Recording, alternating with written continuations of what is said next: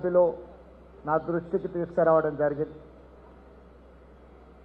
అత్యధిక వర్షపాతం వల్ల విపత్కర పరిస్థితులు ఏర్పడినప్పటి నుంచి ప్రభుత్వం నిరంతరం మంత్రులను శాసనసభ్యులను క్షేత్రస్థాయిలో ప్రజలకు అందుబాటులో పెట్టి పర్యవేక్షిస్తూ పర్యటిస్తూ ఒకవైపున ప్రజలకు సహాయాన్ని అధికారులందరినీ కూడా సమన్వయం చేసుకొని వారు క్షేత్రస్థాయిలో ఉంటే ముఖ్యమంత్రిగా చీఫ్ సెక్రటరీని డీజీపీని డిజాస్టర్ మేనేజ్మెంట్కి సంబంధించిన అధికారులను ఇతర శాఖలను సమన్వయం చేస్తూ గత 2 రోజులుగా రాష్ట్ర స్థాయి సమీక్షలు చేస్తూ అన్ని రకాలుగా ప్రజల్ని ఆదుకునే ప్రయత్నం చేసినాము. ఈ ప్రయత్నంలో ఎక్కువగా ప్రాణ నష్టం జరగకుండా పంట నష్టం జరగకుండా విద్యుత్ కోతలు ఎక్కడైనా విద్యుత్ సరఫరా అంతరాయం కలిగినా ఎంబడెంబడే వాటిని పునరుద్ధరిస్తూ ప్రజలకు అన్ని రకాలుగా సహాయాన్ని అందిస్తూ పునరావాస కేంద్రాలను ఏర్పాటు చేస్తూ అధికారులు రాత్రింబగళ్ళు పనిచేసి చాలా కష్టపడ్డారు. మనస్ఫూర్తిగా మా మంత్రులను ప్రజాప్రతినిధులను ప్రభుత్వ అధికారులను అభినందిస్తున్నా. ఈ విపత్కర సమయంలో వీళ్ళందరూ కూడా సమన్వయంతో ప్రజలకు అందుబాటులో ఉండి వాళ్ళని ఆదుకునే ప్రయత్నం చేసినాం. అయినా అక్కడక్కడ దురదృష్టకర సంఘటనలు జరిగినాయి. ప్రాణ నష్టం, ఆస్తి నష్టం, పశు సంపద నష్టం, రకరకాల నష్టాలు జరిగినాయి. దీనికి సంబంధించి ఉదయమే రాష్ట్ర స్థాయి అన్ని శాఖలకు సంబంధించిన principal secretary, DGP, chief secretary, ఇతర అధికారులను, డిజాస్టర్ మేనేజ్మెంట్కి సంబంధించిన అధికారులను వీళ్ళందరితో కూడా ఉదయమే సమీక్ష సమావేశాన్ని ఏర్పాటు చేయడం జరిగింది. నిన్న సాయంత్రం ఇక్కడ ఉన్న ఖమ్మం జిల్లాలో, నల్గొండ జిల్లాలో, ముఖ్యంగా సూర్యాపేట జిల్లాలో ఉన్న పరిస్థితులను దృష్టిలో పెట్టుకొని ప్రధానమంత్రి నరేంద్ర మోడీ గారితో, హోంశాఖ మంత్రి అమిత్ షా గారితో కూడా చర్చ చేసి మనకున్న పరిస్థితులను వివరించి, అదేవిధంగా రాహుల్ గాంధీ గారికి కూడా ప్రధాన ప్రతిపక్ష నాయకుడికి మన రాష్ట్రంలో ఉన్న పరిస్థితులను వివరించి ఎప్పటికప్పుడు మన రాష్ట్రానికి సహాయంగా ఉండాల్సిందిగా వాళ్ళని అడగడం జరిగింది. వాళ్ళు ముగ్గురు కూడా అన్ని రకాలుగా రాష్ట్రానికి సహాయంగా ఉంటాము అని చెప్పి ప్రధానమంత్రి గారు, హోంశాఖ మంత్రి గారు, అదేవిధంగా ప్రధాన ప్రతిపక్ష నాయకుడు రాహుల్ గాంధీ గారు స్పష్టంగా మాట ఇవ్వడం జరిగింది. ఈ నేపథ్యంలో ఈరోజు ఉదయం అధికారులతో సమీక్ష చేసి కొన్ని పరిపాలనాపరమైన నిర్ణయాలు తీసుకోవడం జరిగింది. మీ ద్వారా తెలంగాణ ప్రజలకు నేను ఈ అంశాలను వివరించదలుచుకున్నా. రాష్ట్రంలో అకాల వర్షాలు కానీ ఈ ప్రభావం వల్ల ఎవరు చనిపోయిన ప్రతి మనిషికి ఆ కుటుంబానికి 5 లక్షల రూపాయల నష్టపరిహారం ఇవ్వాలి, ఆ కుటుంబాలను ఆదుకోవాలని ప్రభుత్వం విస్పష్టమైన నిర్ణయం తీసుకొని ఈరోజు ఆదేశాలు ఇవ్వడం జరిగింది. అదేవిధంగా పశువులు చనిపోతే కూడా రైతుకు జీవన ఆధారమే పశు సంపద. అందుకే ఎక్కడైనా పశువులు చనిపోతే కూడా 50,000 రూపాయలు పశువులను కూడా చనిపోతే వాళ్లకు రైతులకు ఇవ్వాలి, రైతులను ఆదుకోవాలి అని ఈ ప్రభుత్వం నిర్ణయం తీసుకున్నది. ముఖ్యంగా నల్గొండ జిల్లాలో ఇక్కడ మేకలు, గొర్రెలు ఇవి చాలా ఎక్కువ. యాదవ్ సోదరులు ఈ ప్రాంతంలో చాలా ఎక్కువ మంది ఉంటారు. అందుకే ఎక్కడైనా మేకలు కానీ గొర్రెలు కానీ ఇట్లాంటివి చనిపోతే కూడా వాళ్ళకి 5,000 రూపాయల నష్టపరిహారం ఇవ్వాలి అని చెప్పి ఈరోజు ఆ సంపద కూడా చనిపోతే 5,000 రూపాయలు ఇచ్చి యాదవ్ సోదరులను కూడా ఆదుకోవాలని ఈరోజు ప్రభుత్వం నిర్ణయం తీసుకున్నది. ఇదే కాకుండా ఇప్పుడే అక్క ఉత్తమ్ పద్మావతి గారు, ఉత్తమన్న వీళ్ళందరూ చెప్పిన మేరకు ఈ ప్రాంతంలో 20,000 ఎకరాల పంట నష్టం జరిగిందని ప్రాథమిక అంచనా. ప్రతి రైతుకు ప్రతి ఎకరాకి 10,000 రూపాయలు నష్టపరిహారం అందించి నష్టపోయిన రైతులను ఆదుకోవాలని కూడా ఈరోజు ప్రభుత్వం ఒక స్పష్టమైన నిర్ణయం తీసుకున్నది. అదేవిధంగా ఇండ్లు కూలిన వాళ్లకు, ఇండ్లు దెబ్బతింటే ప్రధానమంత్రి ఆవాస్ యోజన కింద ఎంతైతే నష్టపరిహారం వస్తుందో పూర్తి స్థాయిలో ఇల్లు కోల్పోయిన వాళ్ళకు కూడా ప్రధానమంత్రి ఆవాస్ యోజన కింద నష్టపరిహారం ఇవ్వడం జరుగుతుంది. అర్హులైన వాళ్లకు ఇందిరమ్మ ఇల్లు కూడా ఇవ్వడం జరుగుతుంది. ఇల్లు కోల్పోయి నిరాశ్రయులైన అర్హులైన వాళ్లకు ఇందిరమ్మ ఇల్లు కూడా ఇప్పుడు నష్టపోయిన వాళ్లకు ఇవ్వడం జరుగుతుంది. ఇదే కాకుండా స్థానికంగా అత్యవసరంగా ఏదైనా నిర్ణయాలు తీసుకోవాలంటే అధికారులకు అంచనాలు తెచ్చి ఆ అంచనాలు రాష్ట్ర ప్రభుత్వానికి పంపించి సచివాలయంలో అవన్నీ మళ్ళీ మంజూరై వచ్చే వరకు పుణ్యకాలం కాస్త గడిచిపోతుందన్న ఆలోచనతోని సూర్యాపేట కలెక్టర్ను స్వయంగా నిర్ణయించే విధంగా ప్రత్యేకంగా 5 కోట్ల రూపాయలు సూర్యాపేట కలెక్టర్ దగ్గర డిపాజిట్ చేస్తున్న గవర్నమెంట్ ముందే కలెక్టర్కు ముందస్తుగా 5 కోట్ల రూపాయలు విడుదల చేస్తున్నాం. ఎక్కడికి కలెక్టర్ గారు వెళ్ళినా అక్కడ స్పాట్లో అక్కడ సమస్యను చూస్తే అక్కడ ఆదుకోవడానికి అవసరమైన 2 లక్షలు 5 లక్షలు 10 లక్షలు 20 లక్షలు ఏం కావాలన్నా అక్కడికక్కడనే మంజూరు చేసే విధంగా సూర్యాపేట కలెక్టర్కి అందుబాటులో 5 కోట్ల రూపాయలని సూర్యాపేట కలెక్టర్ గారికి నిధులను విడుదల చేయమని చెప్పి నేను బయలుదేరే ముందే చీఫ్ సెక్రటరీ గారికి నేను ఆదేశాలు ఇచ్చి రావడం జరిగింది.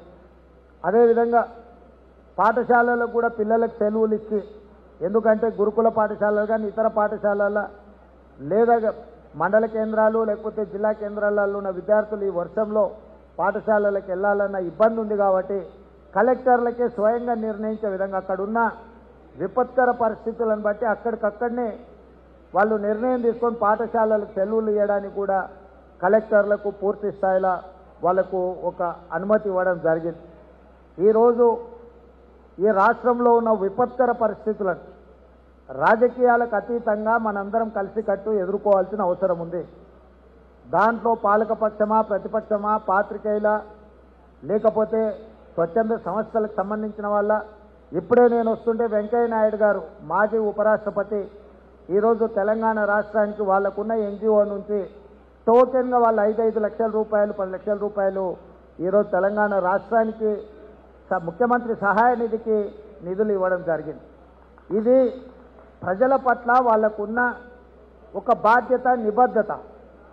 10 లక్షల రూపాయల 20 లక్షల అనే దానికంటే ఎవరైనా బాధ్యత కలిగిన వాళ్ళు ఇప్పుడు జరిగిన సంఘటనలలో ప్రజలకు నష్టపోయిన వాళ్ళను ఆదుకోవడానికి ముఖ్యంగా మేము మీకు అండగా నిలబడతాము, మీ కష్టాన్ని మేము గుర్తించినాము, మీ కష్టాన్ని తీర్చడానికి మేము సహాయాన్ని అందిస్తామని ఇట్లాంటి సంఘటనలు వారు ఉదారంగా వెంకయ్య నాయుడు గారు ముందుకొచ్చి రాష్ట్ర ముఖ్యమంత్రి సహాయ నిధికి నిధులు ఇచ్చినందుకు ప్రత్యేకంగా తెలంగాణ ప్రజల తరఫున వారికి నేను కృతజ్ఞతలు తెలియజేస్తున్నా. ఈ విధంగా స్వచ్ఛంద సంస్థలు కానీ కార్పొరేట్ సంస్థలు కానీ ఎవరైనా సహాయం అందించదలుచుకున్న వాళ్ళు రాష్ట్ర ప్రభుత్వానికి ముఖ్యమంత్రి సహాయ నిధికి ఇస్తే ప్రజలకు మనం ఇంకా మేలైన సౌకర్యాలు అందించడానికి వీలవుతుంది. అదేవిధంగా ప్రతిపక్ష నాయకులు కూడా కొంతమంది చాలా విషయాలు మాట్లాడుతున్నారు. నేను ఇది సందర్భం కాదు కాబట్టి ప్రస్తావిస్తలేను. 10 సంవత్సరాలు అధికారంలో ఉన్నారు వాళ్ళు. ఎన్నిసార్లు వర్షాలు వచ్చినాయి, వరదలు వచ్చినాయి, ప్రజలు చనిపోయినారు. హైదరాబాద్లో వర్షాలు వరదలు వచ్చినప్పుడు వాళ్ళ వ్యవహారం ఏ విధంగా ఉండే ప్రజలకు కళ్ళకు కట్టినట్టుగా కనిపిస్తుంది. ఈరోజు ఒక ఆయన అమెరికాలో ఉండి ట్విట్టర్లో పెడుతున్నాడు, ఇంకొక ఆయన ఫామ్ హౌస్లో పడుకొని బయటకు కూడా వెళ్ళడం లేదు. ఇంకా వాళ్ళు మిగతా వాళ్ళు ఎవరెక్కడున్నారో ప్రజలు కూడా నిశ్చితంగా గమనిస్తున్నారు. కాబట్టి దయచేసి ఈ వరద సమయంలో బురద రాజకీయాలు చెయ్యకండి. నా సూచన, మీరు బురద రాజకీయాలు చేసిన తర్వాత మా కోమటిరెడ్డి గారు లేకపోతే మా మందుల శామిలో వాస్తవాలను మాట్లాడాల్సి వస్తే అది మీకు ఇంకా వినడానికి కూడా మీకు బాధ కలుగుతుంది. మీరు ఇట్లనే అబద్ధాలు చెప్తే మా వాళ్ళు నిజాలు ప్రజలకు చెప్పాల్సిన పరిస్థితి వస్తుంది. కాబట్టి దయచేసి బురద రాజకీయాలకు స్వస్తి పలకండి. ఇప్పుడు రాజకీయాలు చేసే సందర్భం కాదు. అందరం క్షేత్రస్థాయిలో పర్యటనకు వెళ్లాల్సిన సందర్భము, క్షేత్రస్థాయిలో ప్రజలకు అండగా ఉండాల్సిన సందర్భము. మీకు బెయిల్ వచ్చిందంటే 20 మంది ఎమ్మెల్యేలను వేసుకొని ఢిల్లీకి పోవడానికి మీకు సమయం ఉంటుంది. కానీ ప్రజల కష్టాలలో ఉండి చనిపోతే ఎవరు కేసీఆర్ గారు కానీ కేటీఆర్ గారు కానీ క్షేత్రస్థాయికి మాత్రం రారు. ఒకరు అమెరికా పర్యటనలు ఉంటారు, ఇంకొకరు ఫామ్ హౌస్లో ఉంటారు. మీరు ఈ ప్రభుత్వం చేస్తున్న ప్రయత్నాన్ని తప్పుపట్టే విధంగా ఖమ్మం జిల్లాలో జరుగుతున్న దీంట్లలో మంత్రులు పూర్తిగా అక్కడనే క్షేత్రస్థాయిలో ఉత్తమ్ కుమార్ రెడ్డి గారు ఎక్కడనో ఢిల్లీలో ఉంటే హుటాహుటిన రాత్రి బయలుదేరి ప్రజలకు అందుబాటులో ఉండాలి అని వారు పరిగెత్తుకొచ్చింది. నిన్న సీతక్క కావచ్చు, శ్రీధర్ బాబు కావచ్చు, పొన్నం ప్రభాకర్ గారు కావచ్చు, బట్టి గారు కావచ్చు, పొంగులేటి తుమ్మల గారు కంప్లీట్గా క్షేత్రస్థాయిలో వాళ్ళు ప్రజలలో ఉన్నారు. మొన్నటి నుంచి నేను నిద్రపోకుండా కమాండ్ కంట్రోల్ రూమ్ ద్వారా అందరినీ పర్యవేక్షిస్తూ ఎక్కడికక్కడ అధికారులకు ఆదేశాలు ఇస్తూ కలెక్టర్లందరినీ అప్రమత్తం చేసి అన్ని శాఖల అధికారులను సమన్వయం చేసి వీలైనంత మేరకు ప్రజలను ఆదుకున్నాం. హైదరాబాద్లో మూసి వరదల నుంచి మొదలుపెట్టి హైదరాబాద్లో ఈరోజు రోడ్ల మీద వస్తున్న నీళ్లను కూడా పూర్తి స్థాయిలో తొలగించి ప్రజల్ని ఎక్కడికక్కడ ఆదుకునే ప్రయత్నం చేసినాము. కాబట్టి దయచేసి మీడియా మిత్రులకు కూడా నా సూచన ఒక్కటే, ఈ సమయంలో మనందరం కలిసికట్టుగా ప్రజలకు అండగా నిలబడాలి. ఈ ప్రభుత్వం నిబద్ధతతో పనిచేస్తుంది. ఎక్కడ ఏది జరిగినా మరి క్షణం ప్రభుత్వం అక్కడ ప్రత్యక్షం అవుతుంది, ఆ సమస్యల్ని పరిష్కరిస్తుంది, ప్రజలకు అండగా నిలబడుతుంది. ఇప్పటికిప్పుడు ఉదయమే మేము ఈ నష్టపరిహారం విషయంలో కానీ ప్రజలకు ఏ విధంగా అండగా నిలబడాలి, ప్రజల్ని ఏ విధంగా ఆదుకోవాలి అని ఒక బాధ్యతాయుతంగా ఈ నిర్ణయాలన్నీ తీసుకున్నాం. ఇదే కాకుండా national disaster response force NDRF కేంద్ర ప్రభుత్వ పరిధిలో ఉంది. మనకెప్పుడు ఏదన్నా ఉపద్రవం వచ్చినప్పుడు మనం కేంద్రం వైపు చూస్తున్నాం, మీరు విమానాలు పంపించండి, మీరు బోట్లు పంపించండి, మీరు శిక్షణ కలిగిన సిబ్బందిని పంపించండి అని ఆలోచన చేసి ఈరోజు సిమిలర్ ఒక ఆర్గనైజేషన్ను స్టేట్లో పెట్టుకోదలుచుకున్నాము. స్టేట్ డిజాస్టర్ రెస్పాన్స్ ఫోర్స్ని SDRF తెలంగాణ రాష్ట్రంలో 8 బృందాలుగా రాష్ట్రంలో వివిధ ప్రాంతాలలో, ఎందుకంటే ఒక్కొక్క జిల్లాలో ఒక దగ్గర ఉంటే అక్కడ లోకల్గా ఏ సమస్య వచ్చినా తక్షణమే వాళ్ళు అక్కడికి వెళ్ళడానికి వీలవుతుందని చెప్పి 8 బృందాలుగా ఒక్కొక్క బృందంలో 100 మందిని సిబ్బందిని స్పెషల్ ప్రొటెక్షన్ ఫోర్స్లో ఉన్న పోలీస్ సిబ్బందికి శిక్షణనిచ్చి ప్రత్యేకంగా వీళ్ళని సుశిక్షితులుగా తయారు చేసి వాళ్ళకి సంబంధించిన ఏమేమి మనకు అవసరం ఉంటుందో అవి మరబోట్లు కావచ్చు, ఇతర సామాగ్రి కావచ్చు, వరదలలో వాళ్ళని ఆదుకోవడానికి ఫైర్ డిపార్ట్మెంట్తో పాటు వీళ్ళకు కూడా అన్ని రకాలుగా అంత వ్యవస్థ ఏర్పాటు చేయాలని SDRFను కూడా మనం తక్షణమే ఏర్పాటు చేసుకోవాలని కూడా ఈరోజు రాష్ట్ర ప్రభుత్వం నిర్ణయం తీసుకున్నది. ఇందులో 800 మంది 8 యూనిట్లు ఉంటారు. ఈ 8 యూనిట్లు ఉదాహరణ బీచ్పల్లిలో, ఆదిలాబాద్లో, కొత్తగూడెంలో ఎక్కడైతే స్పెషల్ బటాలియన్స్ క్యాంపులు ఉన్నాయో వీళ్ళని అక్కడ పెడతాం. అత్యవసరంగా ఆ జిల్లాలలో ఏ సమస్య వచ్చినా మొట్టమొదట వాళ్ళు పరిగెత్తి సహాయక చర్యలలో పాల్గొనేటట్టు ఈరోజు నిర్ణయం తీసుకొని SDRFని మనం స్టార్ట్ చేసుకున్నాము. ఇదే కాకుండా ప్రధానమంత్రి గారిని కూడా రాష్ట్రంలో జరిగిన ఈ విపత్కర పరిస్థితులను పరిశీలించడానికి వారినే స్వయంగా రమ్మని చెప్పి ప్రధానమంత్రి గారిని కూడా కోరడం జరిగింది. ఇదే కాకుండా వివిధ జిల్లాల నుంచి ప్రాథమికంగా అందిన సమాచారాన్ని బట్టి ఒక 5,000 కోట్ల రూపాయల నష్టం జరిగింది అని చెప్పి అధికారులు చీఫ్ సెక్రటరీ గారు ఒక నివేదికనిచ్చిండ్రు. తక్షణమే ప్రాథమిక అవసరాల కోసము 5,000 కోట్ల రూపాయలను ఆ నివేదికలు పంపించి వీలైనంత మేరకు ఆర్థిక సహాయాన్ని అందించమని చెప్పి కేంద్ర ప్రభుత్వాన్ని కోరడం జరిగింది. వీటికి సంబంధించిన తుది నివేదికలను నేషనల్ డిజాస్టర్ రిలీఫ్ ఫండ్ నుంచి కూడా సిబ్బంది వచ్చి ఇక్కడ అంచనాలు వేసుకున్నాక డీటెయిల్ రిపోర్ట్ ఇస్తాము. ఈ లోపల ప్రాథమిక అంచనాల ప్రకారం ఒక 5,000 కోట్ల రూపాయల నష్టం జరిగింది అని ఈరోజు మాకు అధికారులు నివేదిక ఇచ్చిండ్రు. ప్రధానమంత్రి గారికి నేను విజ్ఞప్తి చేస్తున్నా, ముఖ్యంగా ఈ రాష్ట్రం నుంచి ప్రాతినిధ్యం వహిస్తున్న కిషన్ రెడ్డి గారికి, బండి సంజయ్ గారికి కేంద్ర మంత్రులుగా తక్షణ సహాయం కింద ఒక 2,000 కోట్ల రూపాయలు తక్షణమే విడుదల చేయించండి. ఈ 2,000 కోట్ల రూపాయలు అందుబాటులోకి వస్తే ప్రజలకు అన్ని రకాలుగా ఆదుకోవడానికి ఆయా ప్రాంతాలలో కోల్పోయిన ప్రాణాలకు నష్టపరిహారంతో పాటు రోడ్లు కానీ, బ్రిడ్జులు కానీ, లేకపోతే సాగునీటి ప్రాజెక్టులు కానీ, విద్యుత్తు స్తంభాలు, హైటెన్షన్ వైర్లు అంటే లైన్సే కూలిపోయిన ఖమ్మం జిల్లాలో ఇట్లాంటివి రిస్టోర్ చేసుకోవాలంటే నిధులకు వెసులుబాటు ఉండాలి.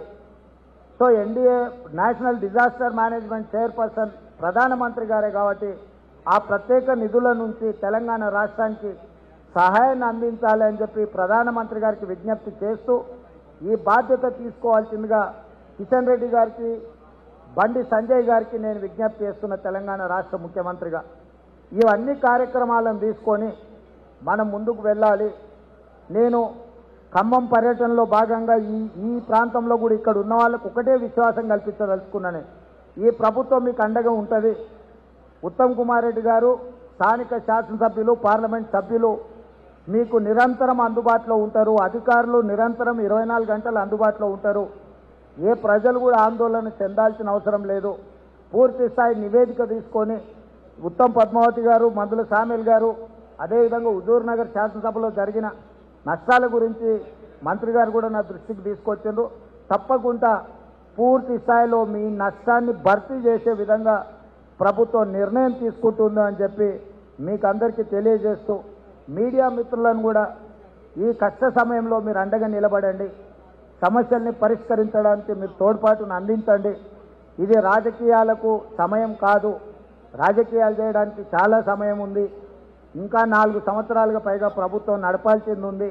ప్రతిపక్షాలకు కూడా నేను విజ్ఞప్తి చేస్తున్నా, కలిసి రండి, ప్రజల్ని ఆదుకుందాం. ప్రజల కష్టాలు ఏమున్నా ప్రభుత్వం దృష్టికి తీసుకురండి. వాటిని పరిష్కరించే బాధ్యత ఈ ప్రభుత్వం తీసుకుంటామని తెలియజేస్తూ మరొకసారి మా కలెక్టర్ గారికి అధికారులను అభినందిస్తూనే ఇంకా బాధ్యతాయుతంగా ప్రజలలో ఉండండి, అంచనాలు వేయండి, నష్టం జరిగిన ప్రతి ఒక్కరిని ఆదుకోవడానికి నివేదికలు తయారు చేయండి. మీ నివేదికల ఆధారంగా ప్రతి వాళ్ళని ఆదుకునే ప్రయత్నం రాష్ట్ర ప్రభుత్వం చేస్తుందని చెప్పి తెలియజేస్తూ మీ అందరి దగ్గర సెలవు తీసుకుంటున్నా. ధన్యవాదాలు మిత్రులారా.